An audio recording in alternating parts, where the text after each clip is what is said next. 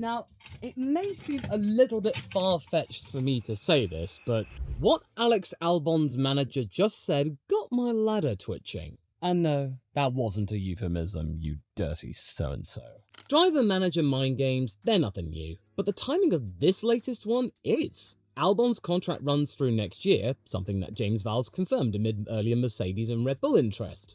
But in a piece from F1 Oversteer, Albon's manager, Jacques Extol-Smith, spoke up in the wake of the best start to a season that Albon has had in 5 years. Because I don't think you need me to tell you that Alex Albon has turned a corner and he's managed to transform his Williams position as just a beleaguered refugee position into something that turned out to be a tour de force, destiny even. It means his management team can be a little bit more feisty. So here's what Extol-Smith said to the media. In terms of future-proofing, though, I could give you the boring answer, the simple answer, which is, well, get a good contract. Get a solid contract. Hide loads of clauses in there that protect them, the drivers.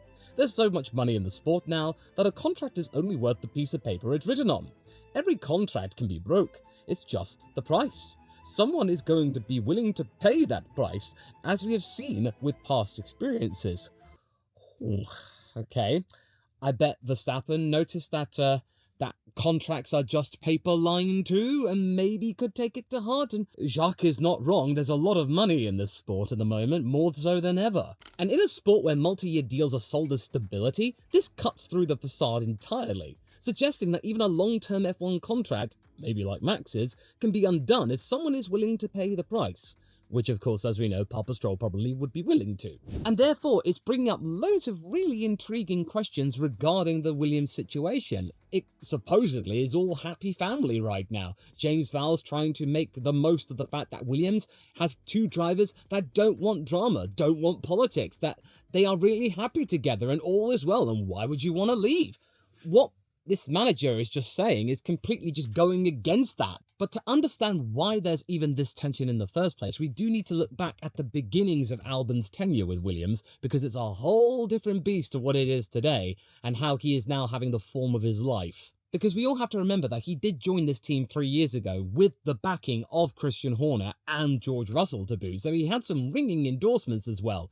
Horner wanting to make sure that his reserve driver actually had a place to go. Him, of course, quickly establishing himself as the figurehead of that team right at the moment when Doralton Capital really needed to give that team some sense of identity. And it was quite clear that with these new regulations, the GOAT was clearly going to struggle. There was no leader. Nicholas was not going to be a leader.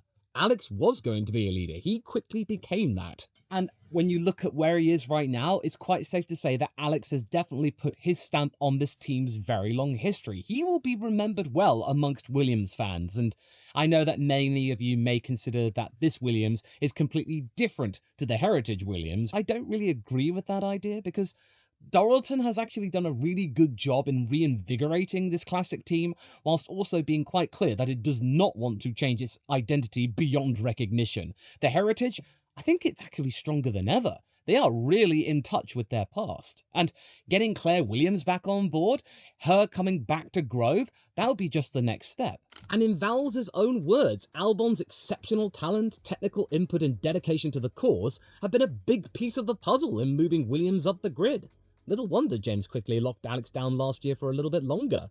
Williams wasn't done yet with him, and Alex reckoned that they were a safe bet for next year, as well as their engine suppliers Mercedes. But having said that though, until just very recently, there was no real yardstick to completely compare Alex to the rest of the grid.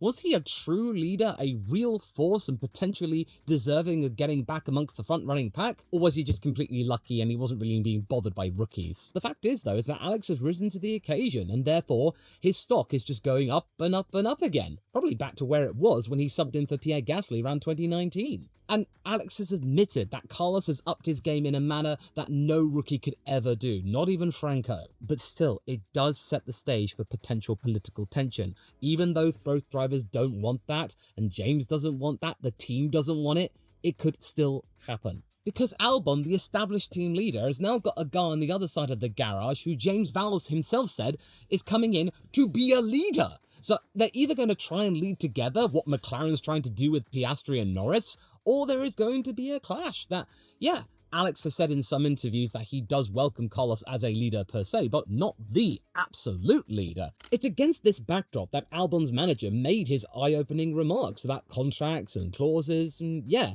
it may be all sunshine and rainbows around Williams, and Vowles is doing his best to stamp out any chance of misgivings from either party, but it may be a battle that he may not be able to win in the long term. Especially considering that this year's car isn't the self-inflicted tractor that the team expected, despite their development plan for 2026. From a team's perspective, a contract is meant to lock down talent and therefore provide some continuity and a direction in terms of development. In this case now, it's just showing that contracts from the driver's perspective, it's all about getting the right clauses and being able to escape it as quickly and as painlessly as possible. As we have been told time and time again regarding Max Verstappen, and just because we've heard clauses in his contract doesn't mean that other drivers, they don't have clauses themselves. Because if the circumstances change and a bigger team comes their way, or if the circumstances of the current team sour, then there needs to be some kind of a loophole to be able to get that driver out of there really, really quickly and just, end the suffering. In other words, a contract's value isn't in the ink, but in the fine print. And we all saw the level of interest in Albon before this year's rolled along, before his 2 top 5 finishes in a Williams. Imagine the hubbub going on behind the scenes right now. Albon's contract right now is estimated to be about $8 million a year after he got his little extension, whereas Carlos's is around about $10 million a year. It can be a small symbolic status symbol why both McLaren drivers right now, their pay is $20 million each. It is equal. But right now, the scale is not quite representative as to what the results are portraying. So therefore, Albon's team can get a little bit, they can get a bit feisty. They can get a bit like, hey, if you want to keep Alex around, he does love this team, well, either give us the same or maybe a little bit more, considering Carlos isn't pulling his weight in terms of points. Well, at least not yet. Because what we're hearing from this contract is that either they're asking Williams to stump up more cash or just say, well, somebody else will. Basically telling the team, hey, don't you get too comfortable. You've enjoyed Alex for a good few seasons now, and, his time's becoming a bit limited. And quite frankly, I think James is going to absolutely hate this. That this is going completely against the grain of the mantra he is trying to instill with this team about unity, about collaboration, working together, not putting your own selfish desires in front of the team's efforts to try and get back to where they are from an historical point of view. Because right now, they're doing a pretty good job. They're back to where they were before the slump of 2018. It could be back to almost where it was in the mid-2010s, albeit maybe with a lack of podiums, but quite frankly for Williams, this has been absolutely great, because none of the other rivals in the midfield, maybe Haas for exception, they can't even touch Williams, and Williams weren't really even trying this year. And sure, you might be thinking, well, why is this even news, Law? Because you hear about this all the time. Drivers are talking to other teams just to try and get the lay of the land. We saw that with Zach Brown contacting Max to see where he stands in everything. It is showing that there is an element of trouble in paradise. Albon's claim that he doesn't want to get involved in politics, well, this sounds like politics to me, albeit with, money attached and contracts. In fact, as I was formulating this video, I just realized that last year, before he got his contract extension, that, maybe Alex and his manager, they are on the same page. Because before he signed that contract extension, Albon would not be pressed as to where he was going to be in 2025, especially when there was so much talk regarding him being perhaps pilfered by Mercedes to replace Hamilton, and then maybe him going back to Red Bull to replace Max Verstappen or join alongside of him after Checo was clearly not functioning there anymore, which would have been ironic considering that Checo was the guy who replaced Alex at Red Bull. And last year, with the driver market heating up, Albon would pause when questioned if he was 100% staying at Williams or not, saying, I won't comment on it for now, and everything's moving very quickly, and I'm aware the whole grid's going to be finalised. Yes, the context was Hülkenberg's move to Sauber, but Albon's answers were still coy, despite a supposedly firm Williams deal, which we now know is to be $8 million a year. It hinted that Albon's camp was at least weighing other possibilities. And then Ted Kravitz was reporting that as part of Williams' contract, the original one that Red Bull helped orchestrate, that there was some sort of get-out clause, which meant that Red Bull had some means to be able to bring Albon back into the fold. Or it was just like first dibs or something like that. They could be the first people to talk to Alex if Casey wanted it back.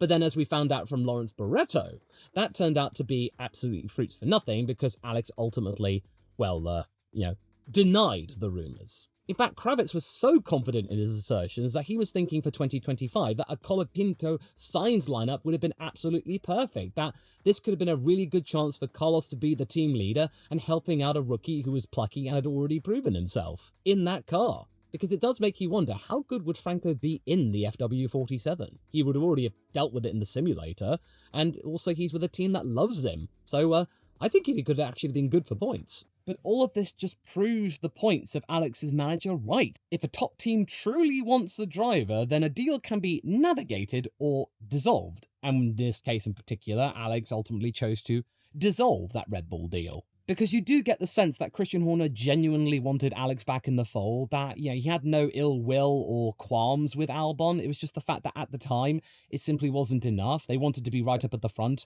Checo became available, and his talent at that time after winning the Grand Prix of Sakir, and then the sponsorship packet that came with it, that is something I didn't think Red Bull could ignore, and they didn't. So it was just tough luck for Alex, but it was good to know that Horner was actually carrying out his word that he would want to give Alex another go. Okay, let's bring this back round to Carlos. For Albon and his management, this development is double-edged. On one hand, pairing with a talent like Sainz can only elevate the team's competitiveness and resharpening Albon's own skill set for his second phase of his career, or third, or what have you. That he can maybe have the confidence to say, yeah, I can get a podium for the first time in like 5 years already, and we're not even in 2026 yet. So already he's going to be feeling really fired up, but then be going like, wait a minute, is the team recognizing me really properly? Are they really still behind me and back me as the long-term linchpin of this operation? Or has Carlos smoothly ingratiated himself into the operation and usurped me? Because Carlos just being there is a potential threat to Albon's status and bargaining power. Or at least it did to begin with, because right now Alex has been able to fend off the advancements of Carlos Sainz, because he has admittedly found moments where, sure, he can qualify well and out-qualify Albon, but at the end of the day, Albon was able to rise above it, remain more consistent, and get them points. Carlos will catch up. He is already catching up. The speed is there, but he just needs to remind himself that you're in a Williams. You're not in a front-running team anymore, at least not yet. Hopefully, that will change next year, but for this year, yeah, the car's pretty good, but this is all you're going to get, save for some bandages, as per James Vowles. So that's going to be a bitter pill to swallow for both drivers, but, right now, the game is good. So yeah, it's all very well and good that Alex is having a great start to the season, but let me remind you, Carlos did not come to Williams to be a second fiddle. He and James are not viewing this arrangement as a stopping off point. It might be why the revelation in the Antonelli documentary that Carlos wouldn't take a one-year Mercedes deal being a clue. He signed on with this team to value him as a cornerstone. In fact, Williams kept selling the move of Sainz's by offering him a leadership role in their project. James saying, I needed a leader, not just someone quick, and Carlos has that. That's pretty cut and dry, wouldn't you say? And in a way, you could argue that maybe what's happening at McLaren and Lando losing control of the team is sort of what Albon's experiencing right now, albeit right this second. He is able to fend off the advancements of Sainz, but let's be real, where Vowles wants the team to go, the leadership qualities are most likely to be shared rather than Alex having the de facto leadership role. And reportedly, Sainz's contract is a 2+2 sort of a deal, but Vowles wouldn't go into the details, saying that, well, the media doesn't really need to know the finer details. And of course, most importantly, and relevant to today's discussion, is that he claims that there is no sort of exit clauses or conditions attached to it, other than having the option to continue. At the finer print, it's absolutely rock solid and straightforward. Well, based on what Albon's manager has just said, that's probably not true. This context is important for Albon's situation. If Sainz has cleverly kept some control over his destiny, Albon would naturally want the same or better, because his original Williams deal likely did not expect Williams to suddenly grab a Ferrari driver, so therefore the contract extension he did get most likely came with some safety nets. His manager's emphasis on loads of clauses that protect them suggests exactly that. What his manager is basically trying to say is that, well, modern F1 drivers need to be protected, so why can't my driver be protected too? It might be possible to consider when Hextall Smith was talking about past experience, he was referring to Sainz's arrival and the establishment of the details of his contract. Because let's not forget, last year was pretty bonkers when it came to those sort of deals. Big names moving upwards or sideways, and loads of midfield drivers finally just saying bye-bye to Formula One, and that huge influx of rookies that came in. And let's not forget, Williams played a part in all of that by dropping Logan Sargent mid-season. putting him in for Franco Colapinto, so you can't say that the team has been an innocent party in all of this. And Logan had a contract in all of that. Sainz's arrival likely lit a fire under Albon's camp to shore up his standing. And the team suddenly has two top drivers to keep happy. And each driver's management, they'll be jostling to ensure their man is not shortchanged. This is a brand new problem for this team to have had, one they've not had in a couple of decades. So Williams, they can't afford to take Albon's loyalty for granted, contract or not. Honestly, the only way I think Vowles can try and keep these drivers happy and with that team instead of them going to better teams is for them to become the better team themselves. And that's why 2026 is so important. That's why the plan has not deviated despite loads of temptations so far this year, performance-wise and points-wise. Because right now, when the going is good, Vowles wants to portray to the world that everyone within Williams is completely on the same page, that everything is fine, it's hunky-dory, splendido, fan-dabby-dozy, that the team is fully in control of its destiny. The team itself is in control of its own destiny, and it's not beholden to the whims and wants of its drivers. And that is why I don't think Vowles will like what Alex Albon's manager has been saying, because it goes against everything he's trying to do. Hextall Smith is the fly in Vowles' ointment. And it's also why time and time again we keep hearing Vowles talk about team culture and atmosphere. Not just a professional environment, but a calm one. No politics, no drama. But let's be real, the way that we can truly estimate whether all of the stuff that he has said is real and not made up or just there to make sponsors go, yay, is to really see how they handle both drivers, how they can please both the Sainz camp and the Albon camp and truly instill the idea that they are not going to take politics and gain it to their advantage. So far, there's been no open conflict between the two drivers per se, just a little bit of independent posturing and them voicing their own concerns regarding the inadequacies and the inefficiencies of the team at the moment, because they are still in the learning and growing phase. That can easily be excused. But seriously, trying to maintain a politics-free ethos right now when you've got these two big personalities, even though they've made promises before the season started, it's going to require very, very impressive man management. And clear communication is key. That Miami radio snafu was a small example, one thankfully handled rather well, especially when compared to Ferrari's own radio snafu that weekend. And it also helps that the team understood the need to button up that procedure and react quickly to make sure it doesn't happen again. Miami, that was a test, and they passed. And also, equal opportunity is going to be vital if they want to keep things absolutely happy and tickety-boo. Say, for example, the remaining upgrades that are going to be coming this year, albeit very, very few, they would both have to be bolted on at a time where both drivers can benefit from it. Who would get priority? Well, that wouldn't even be figuring in at the moment because that's not their main goal. They need to make sure that all of their systems and procedures are absolutely on point, ready for next year. Because that could easily become a flashpoint if not handled properly, or if there is a clear first dibs model. And if the talk of external rumours flutter about again, if one of both of their drivers could leave, then Williams is going to have to deal with the matter transparently and honestly and maturely. The good news for Vowles is that both Albon and Sainz are, personality-wise, team players and professionals. Neither has a reputation for toxic behaviour. In fact, they were often on the receiving end at Red Bull. Sainz navigated the tricky Leclerc-Ferrari situation without public drama, even garnering wistful lamentations from Leclerc as he left. And as we know, Albon survived the Max Verstappen pressure cooker and managed to get a second chance at the likes of Williams, and he's spoken out many times as to why the whole situation at Red Bull is not exactly optimal for any rookie, and he does have sympathy, and he has called out many times that that team, its model of prioritising Max simply doesn't work. Which is something, funnily enough, Max Verstappen himself has said doesn't work. Fix the car, not the drivers, he says. So they're actually in agreement. So yes, it's quite easy to prove that both drivers don't want politics ruling the roost or anything like that because they've been subjected to it. Why would they want to become everything they ever hated? Well, I've got news for you folks, that if you're in a situation where you could easily get the upper hand over the other teammate, because let's be real, your first rival is your teammate on the other side of the garage, then you're going to take it because you could get an opportunity maybe at a better team, which is why it's very important for Williams to be the better team. You know, the best team even. But at the moment, it does give Williams some hope that maybe their internal culture can indeed, subscribe to what they originally wanted. And how you could subscribe to this channel if the kind of internal culture I have on this channel is something that you like as well. Their managers, though, may not be so agreeable. That these strong presences could easily unpluck all of the feathers and topiary and decoration that Vowles has demonstrated to the world that Williams is somewhere we would want to work. So therefore, the team's going to have to navigate these waters smartly and not become what Alpine is right now, a complete and utter mess. And curiously enough, Williams' handling of Franco's development is a case study in careful management, which brings us to the final piece of the puzzle, the contingency plan.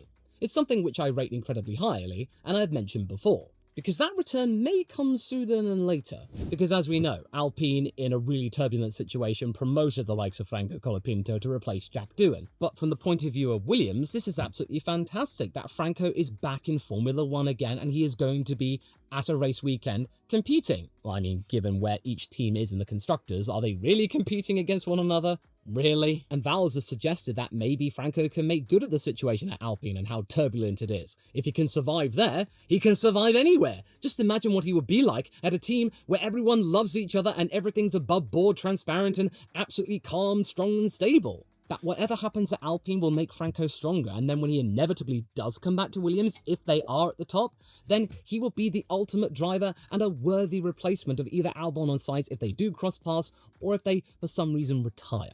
It's a fascinating scenario, a Williams-backed driver gaining experience at Alpine. But the subtext is clear. Williams is preparing for any sort of scenario. Because if either driver left, then they'll want someone ready to go who completely knows the team inside and out and grew up with them. It mitigates the risk of losing a star driver by ensuring that the pipeline is primed and ready. And this kind of plan is reminiscent of how the big teams operate, always having a plan B. It's somewhat new territory for Williams, which in the past lacked depth and often had to scrape the market for replacements. Note the whole situation regarding replacing Nicholas Latifi for 2023. Ultimately, they had no choice but to promote their boy, Logan Sargent, 1 year arguably too early. But to be fair, that is not something you can pin on James. He had to make do with that situation. The promotion of Logan Sargent earlier than ideal was one of the last acts of Jost Capito's Williams. But one must note, however, is that Williams really need to kick on and be a team that could easily woo the likes of Franco back. If Alpine can really impress and Franco gets points and loads of plaudits there, then he may want to stick at this team permanently for giving him that second chance. There could easily be a little war of words between the likes of Flavio Briatore and James Vowles for who gets to keep Franco. The interest will be absolutely immense. We already have the talks of a multi-year loan deal given to Williams. The amount of cash on display is absolutely laughable. It's worthy of a big-name driver. And that's also got to be something that they've got to keep careful with the likes of Carlos and Alex. If they show too much interest in Franco, then both Carlos and Alex may start to think, their management team saying, well, do you really believe in our drivers for being long-term prospects? Because why are you being so enamored by the likes of Franco? You really want him back in the future, don't you? You're going to replace one of our guys with him. Then what's the point of being here when another team may want us as the team leader without question? So it's a really tricky balancing act, and it's an act that Williams has not really had to do before, or at least not for a very long time. So they've got to treat this very, very carefully. What Franco's doing, what Carlos is doing, what Alex is doing. But right now, as you're able to hear me talk, that this is not the kind of conversation James wants to have. He wants to just be where he is right now, where the drivers are right now, and bringing Williams back up to the top. That's all he wants, to lay things out on the table. He doesn't want shadow work. But fortunately, Franco has got somewhere to go, and Flavio really rates him. I mean, really rates him. In my honest opinion, I think Franco's already proved himself in the eyes of Briatore that he is probably going to see the season out, that this 5-race deal thing is more toward his sponsors to keep them honest. Because remember those rumours about them not providing the paychecks in time around Jeddah and Bahrain? It's just to make sure that the sponsors of Franco are honest. But the guy, the driver, oh, as far as Flavio's concerned, oh no, molto bene. James will have to tell both his current drivers that Franco, he's not their replacement. He's a contingency. Yes, Albon's manager may have spoken casually, but the message hits at the heart of Williams' current dilemma. As the team climbs back towards competitiveness, it finds itself grappling with an issue it hasn't had to deal with in a long time. Albon is not beholden to Williams for giving him a second chance anymore. He is currently proving himself to be a really compelling talent that top teams may want as a stable pair of hands if one of their own drivers either retires or decides to walk. And if any bitterness creeps in, then expect things to have to be dealt with like it's like nuclear lockdown or something like that. That it would have to be taken absolutely seriously, nipped in the bud, not allowed to fester. Neither Alex or Carlos could be felt to be hard done by. We saw an element of that after the Miami Grand Prix when Carlos felt incredibly shaken, that he didn't like what happened, that that's not the way he goes racing, that he felt that his trust in the team had been dented, and therefore mean that any escape hatches or clauses, they don't need to be acted upon, that the drivers are happy where they are. But for now, Williams fans can easily be pleased that everything is going well right now, that the drivers are on the same page, that the team is actually in ruder health than expected, and that next year is looking absolutely, top notch. Their team is saying the right things at the right time, which when you compare it to Ferrari, it makes it even better. The best of what any team can do is make itself a place where people want to stay for a long, long time. Williams is on the right path, and keeping Albon and Sainz fully on board that path will be its next big victory, one negotiated as much in boardrooms as on the track. And that is what Sauber is aiming to do for its own future star, Gabriel Bortoleto, right as he is trying to find his feet. It reminds me of the former Williams driver George Russell and his path within Formula 1, and to find out more about that chestnut in comparison, watch this video next, straight after this one.